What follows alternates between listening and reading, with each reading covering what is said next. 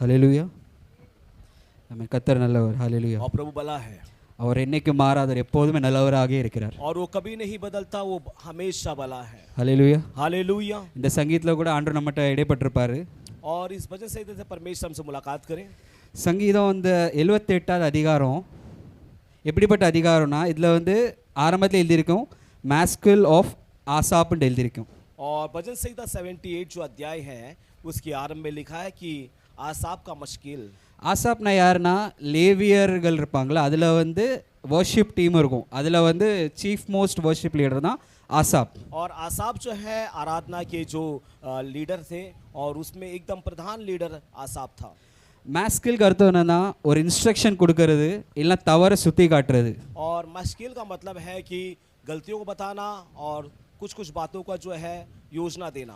தாவீது காலத்தில் எப்படின்னா, தாவீது என்ன பண்ண, ஆராதனைக்கு இம்பார்ட்டன்ஸ் கொடுத்தாரு. இந்த மாதிரி காரியங்களுக்கெல்லாம் ரொம்ப இம்பார்ட்டன்ஸ் கொடுத்தார். மியூசிக்கு அந்த மாதிரி சார்ந்த ஆராதனைக்கு ரொம்ப வந்து இம்பார்ட்டன்ஸ் கொடுத்தவர் தாவீது. और दाऊद जो है वो परमेश्वर की आराधना करने के लिए बहुत ही मुख्यता दिए और जो भी आराधना के जो भी बजाने वाले यंत्र हैं उन सारी बातों को जो है प्रधानता दिया.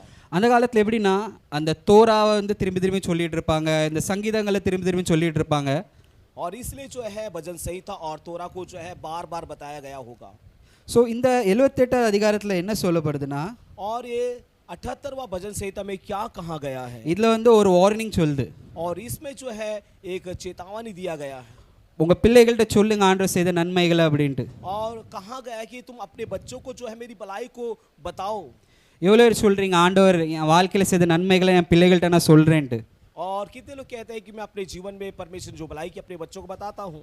நன்மைகளை சொல்கிறோமா, கஷ்டங்களை சொல்கிறோமா? क्या आप परमेश्वर की भलाई को बताते हैं या अपने कष्ट को बताते हैं? நம்ம பிள்ளைகள்கிட்ட என்ன சொல்லுவோம், இன்னைக்கு என்கிட்ட காசு இல்லைடா, வேண்டாண்டா, இல்லைக்கு ஏதாச்சும் ஒரு நம்ம கஷ்டத்தை தான் சொல்லுவோம். ஆனால் ஆண்டவர் நம்மளை செய்த நன்மைகளை நம்ம சொல்ல மாட்டோம். और हम जो अपने बच्चों को जो है अपने कष्ट की बातों को बताते हैं कि मेरे पास आज पैसा नहीं, आज नहीं करेंगे, मगर परमेश्वर की भलाई को नहीं बताते हैं. ஆண்டோட சொல்ல அவங்க பிள்ளைகள்கிட்ட சொல்லலாம், ஒரு காலத்தில் என்கிட்ட இது கூட இல்லை, ஆனால் ஆண்டவர் இதுவரை நடத்திருக்காரு, இனிமேல் நடத்துவார் அப்படி சொல்லலாம். और अपने बच्चों को ये बताना है कि परमेश्वर मेरे पास कुछ भी नहीं, मगर परमेश्वर अब तक चलाया और आगे भी चलाएगा. இப்படி சொல்ற வித்தியாசம் என்னன்னா, ஒரே காரியத்தை சொல்றீங்க, ஆனால் பிள்ளை வளரும்போது என்ன பண்ணா, ஆண்டவருக்கு இதில் வளரும். और ऐसे हम कहते समय क्योंकि बच्चा जो है वो बढ़ रहा है, परमेश्वर के अंदर बढ़ेगा. நீங்க கஷ்டத்தை சொல்லி வளர்த்தீங்கன்னா, பிள்ளை எப்பவுமே கஷ்டத்தை சொல்லிட்டு இருந்தீங்கன்னா, பிள்ளை எப்படி இருக்கணும், என்ன ஆண்டவர் ஒரே கஷ்டத்தை தான் கொடுக்காரு, எனக்கு அப்படிதான் அது வாயில வரும் தவிர. और यदि आप अपने कष्ट को अपने बच्चों को बताएंगे तो बच्चे कहेंगे कि कष्ट में बढ़ेगा और हमेशा वो भी कष्ट के बारे में कहता रहेगा. கஷ்டத்தை நம்ம சொல்லலாம், ஆனால் என் வாழ்க்கையில் எப்பவுமே அந்த கஷ்டம், எப்பவுமே அந்த பஞ்சப்பாட்டு பாடிட்டே இருக்கக்கூடாது பிள்ளைகள்கிட்ட. और हमेशा अपने बच्चों के पास जो है अकाल की गीतों को ना गाए. ஆமென். आमेन. அவர் நல்லவர் என்று பிள்ளைகள் உணரணும். और प्रभु भला है कर कर बच्चे जानना है. பிள்ளைகள் நினைக்க கூடாது, என்னடா ஆண்டவர் இவ்வளோ கொடுறக்காரர், எனக்கு எங்கள் குடும்பத்துக்கு மட்டும் தர மாட்டேங்காரு, என் ஃபேமிலிக்கு மட்டும் கொடுக்க மாட்டேங்க அப்படின்னு நினைக்க கூடாது. और बच्चे ये नहीं सोचना है कि क्या परमेश्वर इतना कठोर है, ये तक भी नहीं दे पा रहे हैं. உங்கள் அனுபவங்கள் பிள்ளைகள் வாழ்க்கையில் ஒரு லெசனாக இருக்கணும் தவிர்த்து அவங்க வாழ்க்கையில் அது ஒரு திரும்பி ஒரு அனுபவம் மாறக்கூடாது. और आपका अनुभव आपके बच्चों के जीवन का एक पार्ट होना है, बल्कि उनके जीवन का एक अनुभव नहीं होना. எவ்வளோ பேருக்கு புரியுது? कितनों को समझ में உங்கள் வாழ்க்கையில் இருக்க கஷ்டங்களை ஆண்டவர் நடத்தி வந்து சொல்லும்போது, ஆமாம் ஆண்டவர் அன்னைக்கு எங்கள் அப்பாவை அப்படி நடத்தினாங்களே, இனியும் நடத்துவார். और आपके कष्ट के से परमेश्वर ने जैसे चलाई है अपने बच्चों को बताते समय वो सोचेगा मेरे पिता को चलाया, वो मुझे भी चलाएगा. உங்கள் பிள்ளைகள் மனசில் என்னத்தை விதைக்கீங்க, கஷ்டத்தை விதைக்கீங்களா, இல்லை ஆண்டவர் செய்த நன்மைகளை விதைக்கீங்களா? और आपके बच्चों के जीवन में आप क्या बोते हैं, क्या आप कष्ट को बोते हैं या परमेश्वर की भलाई को बोते हैं? கொஞ்சம் நம்ம சிந்திச்சு பார்ப்போமா? जरा सोच कर देखेंगे. ஆமென். आमेन. நம்ம இந்த அதிகாரத்தில் நம்ம என்ன படிக்கலாம்னா, எப்பவும் என்ன பண்ணணும், ஆண்டவர் செய்த நன்மைகளை நினைக்கணும், அது நம்ம அடுத்த சன்னதிகள்கிட்ட சொல்லணும். और इस अध्याय से हम क्या सीखते हैं, हम परमेश्वर की भलाई को जानना है और अगले पीढ़ी को उसके बारे में बताना है. நம்ம பிள்ளைகள்கிட்ட சொல்லணும், நான் இப்படிலாம் கஷ்டப்பட்டேன், ஆண்டவர் என்ன பண்ணிட்டாரு, என்னை இவ்வளோ தூரம் ஆசீர்வதிச்சிருக்காரு அப்படின்னு சொல்லணும். और हमें क्या बताना अपने बच्चों को, मैं इतना तकलीफ था मगर परमेश्वर उन सारे तकलीफों में मुझे चलाया है. இதுதான் அந்த ஆசாப் சொல்றாரு இந்த இதில் சங்கீதத்தில், உங்கள் பிள்ளைகள்கிட்ட சொல்லுங்க ஆண்டவர் எப்படிலாம் அற்புதம் செய்தார் சொல்லுங்க. और वो कह रहा है कि तुम अपने बच्चों को बताओ कि परमेश्वर क्या अद्भुत काम किया है. உங்க குடும்பத்தில் ஒரு பிள்ளைகள் கிட்ட ஒரு சாட்சியை வெளிப்படுத்துங்க. और तुम अपने परिवार में अपने बच्चों के सामने अपनी गवाही को प्रकट करो. சில நேரங்களில் உங்களுக்கு எதுவுமே இல்லாமல் இருந்திருக்கலாம், ஆனால் ஆண்டவர் அற்புதம் செஞ்சிருக்கலாம், பிள்ளைகள்கிட்ட அதை நினைவு கூறுங்க, நீங்க நினைச்சுக்கோங்க அடிக்கடி. और कई बार कुछ नहीं होगा, मगर आप परमेश्वर के उस अद्भुत काम को याद करो, अपने बच्चों को याद कराओ। ஹalleluya. हालेलुया। எவ்வளவு பேருக்கு புரியுது நான் சொல்றது? और कितनों को समझ में आ रहा है? ஹalleluya. ஆமென். हालेलुया। இந்த 4வது அதிகாரத்துல வந்து சொல்றாங்க कि வந்து உங்க பிள்ளைகள சொல்லுங்க, அவர் நடத்திய அந்த வழிகளை சொல்லுங்க, அவர் செய்த அற்புதங்களை சொல்லுங்கன்னு இருக்கு. और चौथा वचन में कहा गया कि अपने संतानों को परमेश्वर के अद्भुत कामों को तुम बताओ। இந்த 7வது 8வது வசனத்தை யார வாசிங்க? और 7 8 कोई पढ़ेंगे? ஆமென்.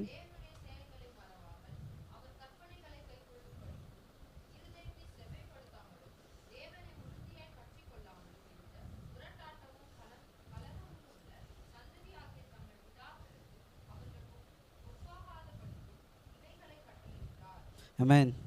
இப்போ என்னன்னா இந்த இஸ்ரேல் ஜனங்க என்ன பண்ணாங்கன்னா நிறைய அற்புதங்களை பார்த்தாங்க. ஆண்டவர் வந்து ரொம்ப அற்புதம் நடத்தினாரு. காலையில் மேகஸ்தம்பமாக இருந்தார், ராத்திரி வந்து அக்கினி ஸ்தம்பமாக வழி காட்டினாரு, இந்த மன்னாவை கொடுத்தாரு. அவங்க வந்து எவ்வளோ அற்புதம் செஞ்சாலும் அவங்க அந்த இடத்துல எப்போவுமே அவங்க கஷ்டத்தை சொல்லிட்டு இருந்தாங்க. और यहाँ पर हम देख पाते हैं कि इजराइल के लोग जो हैं, परमेश्वर उनके जीवन में बहुत सारे अद्भुत काम किए। उनके लिए जो है हमें दिन में जो है मेघ स्तंभ, रात में अग्नि स्तंभ रहे और उनको मन्ना दिया। परमेश्वर सब कुछ उनके जीवन में करते भी वो सिर्फ परमेश्वर के बारे में कुड़कुड़ाते और कष्ट के बारे में बताते रहे। நம்ம கஷ்டங்களை நம்ம யோசிச்சுப்பாங்க. அந்த இஸ்ரேல் ஜனங்கள் வந்து மோசேட்ட கஷ்டத்தை சொன்னாங்களே, அவங்க உங்க பிள்ளைகள்கிட்ட சொல்லாமல் இருந்திருப்பாங்களா? और इजराइल के लोग जो है वो कष्ट को बताए और मूसा के पास जाके कष्ट को बताए, क्या वे अपने बच्चों को नहीं बताए होंगे? யோசிச்சு பாருங்க, அவங்க பிள்ளைகள் என்ன நினைச்சிருப்பாங்க, என்ன நம்ம எஜிப்தில் இருந்தோம், அப்போ நம்ம அம்மா அப்பா சொல்றாங்க எஜிப்தில் நல்லா இருந்தோம்னு சொல்றாங்க, இங்கே வந்து கஷ்டப்படுறோமா, அப்படிதான் நினைச்சிருப்பாங்க. और वो उनके बच्चे सोच रहेंगे कि हमारे माता पिता कह रहे हैं कि मिस्र में बहुत अच्छे थे, यहाँ पर आकर हम तकलीफ उठा रहे हैं. அப்போ அவங்க என்ன பண்ண ஆண்டவரை துதிச்சிருப்பாங்க நினைக்கிறீங்களா? என்ன இப்படி பண்ணிட்டார், அப்படிதான் நினைச்சிருப்பாங்க.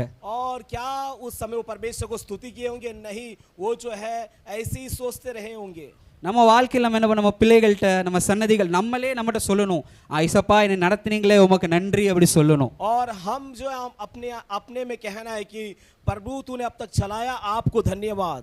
हालेलुया. हालेलुया. ரெண்டாவது என்ன, எப்போதுமே அவர் செய்த நன்மைகளை மறக்க கூடாது. அது மாதிரி ஆண்டவர் நமக்காக என்ன செஞ்சிருக்கா அதை மறக்க கூடாது.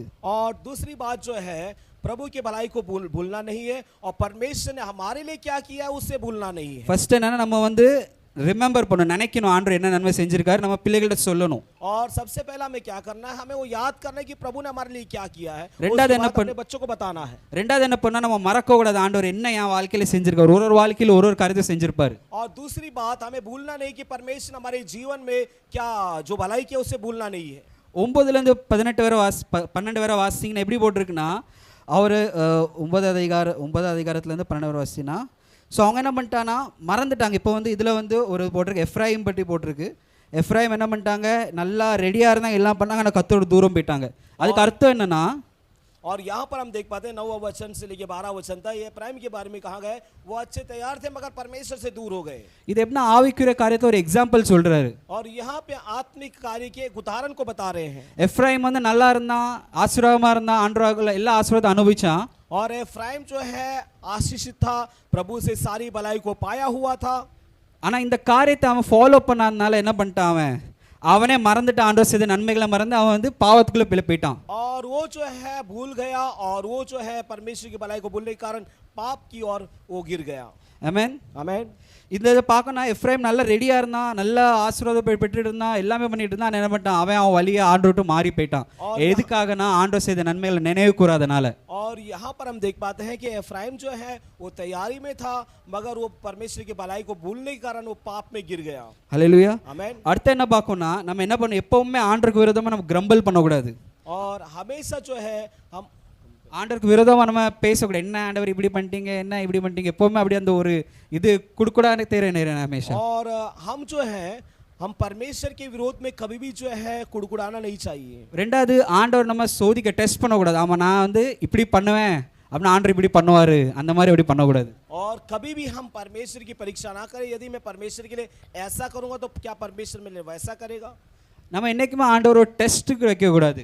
और प्रभु को कभी भी परीक्षा के उस ददार पर ना रखे. இந்த 17வது வசனத்துல பாத்தீங்கன்னா அந்த இஸ்ரேல் ஜனங்கள் என்ன பண்ணாங்க, அவங்க ஒரு ஆண்டவருக்கு விரோதமா அவங்க எழும்பிட்டே இருந்தாங்க. और यहाँ पर हम देख पाते हैं, नीचे के वचनों पर देख पाते हैं वो प्रभु के विरोध में उठते रहे. அவங்க வந்து ஆண்டவர் செய்த நன்மைகளை உணராதனால அப்படி ஒரு இதில் போயிட்டாங்க. அவங்க சொல்ல ஆரம்பிச்சிட்டாங்க, என்ன ஆண்டவரால் எங்களுக்கு மீன் கொடுக்க முடியுமா, இல்லை எங்களுக்கு ஆண்டவர் எங்களுக்கு ஒரு அந்த மீட் கொடுக்க முடியுமா, மீட்னா அந்த இறைச்சி கொடுக்க முடியுமா ஆண்டவரால், ஏன்னா வனாந்திரத்தில் ஒரு டேபிள் விரிச்சு எங்களுக்கு விருந்து வைக்க முடியுமா.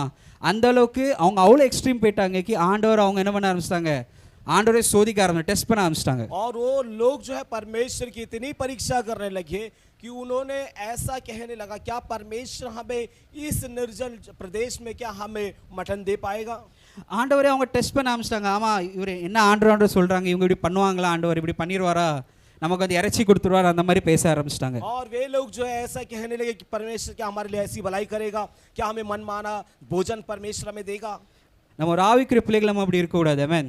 और आत्मिक हम जो ऐसा नहीं होना चाहिए. இன்னைக்கு இந்த மூணு காரியத்தை குறித்து பார்த்தோம். हम तीन बातों को देखे. இந்த சங்கீதத்துல என்ன பார்த்தோம்னா, ஃபர்ஸ்ட் வந்து ஆண்டவர் செய்த நன்மைகளை நினைவு கூறணும், ஞாபகம் வைக்கணும்.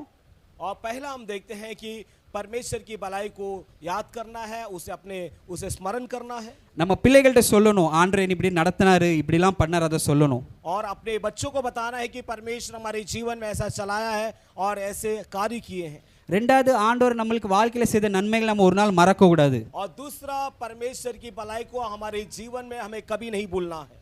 மூணாவது என்னன்னா, ஆண்டவருக்கு விரோதமா பேசக்கூடாது, ஆண்டவர் என்னைக்கு சோதிக்க கூடாது. और तीसरी बात है परमेश्वर के विरोध में हमें कुछ बोलना नहीं है और परमेश्वर की परीक्षा कभी नहीं करना है. கர்த்தர் உங்களோட இடைப்பட்டிருப்பார் நம்புறேன். और मैं भरोसा करता हूं कि परमेश्वर आपसे मुलाकात किया. 2 நிமிஷம் எல்லாரும் கண்ண மூடி ஆண்டவரை நோக்கி பாப்போம். और 2 मिनट हम आंखें बंद करें, हम प्रभु की ओर देखेंगे. ஏசப்பா இந்த சங்கீதத்தை நாங்க பார்த்தபடி ஏசப்பா, और प्रभु यीशु मसीह इस भजन संहिता को देखने के लिए ஏசப்பா நீங்க செய்த நன்மைகளை நாங்க நினைவு கூற எங்களுக்கு உதவி செய்யுங்க. और प्रभु यीशु आपकी भलाई को याद करने के लिए मदद करिए. எங்க பிள்ளைகள்ட்ட உங்க நன்மைகளை சொல்ல எங்களுக்கு உதவி செய்யுங்க ஏசப்பா. अपने बच्चों से भी आपकी भलाई को बखान करने के लिए अनुग्रह करिए. நாங்க இன்னைக்கு எங்க கஷ்டத்துல ஆண்டவர் உங்களுக்கு விரோதமா பேசிர கூடாது. और प्रभु जी कष्ट के समय हम आपके विरोध में कुछ नहीं कहना है. உங்களை இன்னைக்கு டெஸ்ட் பண்ணிர கூடாது ஆண்டவர். और कभी भी आपकी परीक्षा नहीं करना है. இந்த வசனம் எங்க இருதயமால பலகைகளை எழுதி கொள்ளுங்க ஏசப்பா. और प्रभु ये वचन जो है हृदय की पट्टियों में आप छाप लगा ले. ஒரு நாள் நாங்க நினைவு கூற எங்களுக்கு உதவி செய்யுங்க. और इसे प्रतिदिन याद करने के लिए तू हमारी सहायता कर. எல்லா துதி கனமும் செலுத்துகிறோம். सारा स्तुति आदर महिमा आपको देते हैं. இயேசு நாமத்தில் பிதாவே. यीशु मसीह के नाम से मांगते पिता. आमेन. आमीन.